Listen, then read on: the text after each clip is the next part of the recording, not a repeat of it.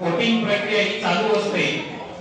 खरं तर त्या अगोदर अशा ज्या निवडणूक व्हायच्या त्या खरं तर बॅलेट पेपरवरती घेतलं जायचं आणि त्यानुसार निवडणूक व्हायची आणि मला वाटतं तीच प्रक्रिया अगदी चांगली आणि सुंदर अशी आहे असं वाटतं।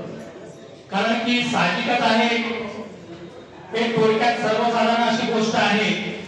आपण एखादं बटन थोडक्यात समजा ते जुनं टेप रेकॉर्डर वगैरे असायचं किंवा समजा हे माईक वगैरे आहे माझ्याकडे, जर बटन तिकडे दाबलं गेलं तर नेमकं कुठलं बटन कुठे सेटिंग आहे हे आपल्याला तुला ठाऊक नाही। आणि खरं तर ह्याच गोष्टी त्या ईव्हीएम मध्ये देखील आहे।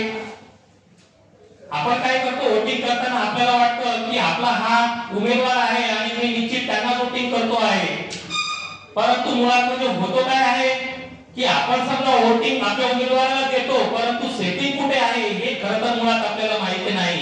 आणि ही शंका खरं तर सगळ्यांनाच आहे।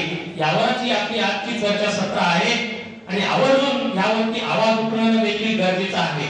मित्रांनो, होतो आहे काय की आपला विश्वासू जो उमेदवार आहे त्यांना निवडण्यासाठी आपण अहोरात्र प्रयत्न करत असतो, परंतु ईव्हीएमच्या माध्यमातून एक वेगळा उमेदवार निवडून येतो। तर त्यामुळे जी आजची जी व्यवस्था आहे खरं तर ती बिकट झालेली आहे। आज जी दारिद्र्य आलेली आहे तर तो योग्य उमेदवार आपला निवडला गेलेला नाही। आपण वोटिंग योग्य उमेदवारांना दिलं, परंतु सेटिंग वेगळी असल्यामुळे निवडणूक उमेदवार वेगळा आला आणि आजची ही दुर्दशा आपल्याला सगळ्यांनाच माहिती आहे।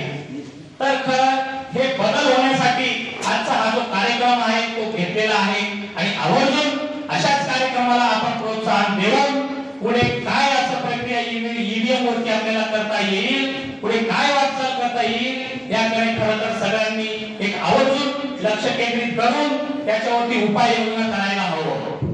आता थोड्या दिवसानंतर काही इलेक्शन वगैरे येऊ घातलेले आहे, त्या देखील ईव्हीएम नुसार होणार आहे। सगळ्यांच्याच मनामध्ये आहे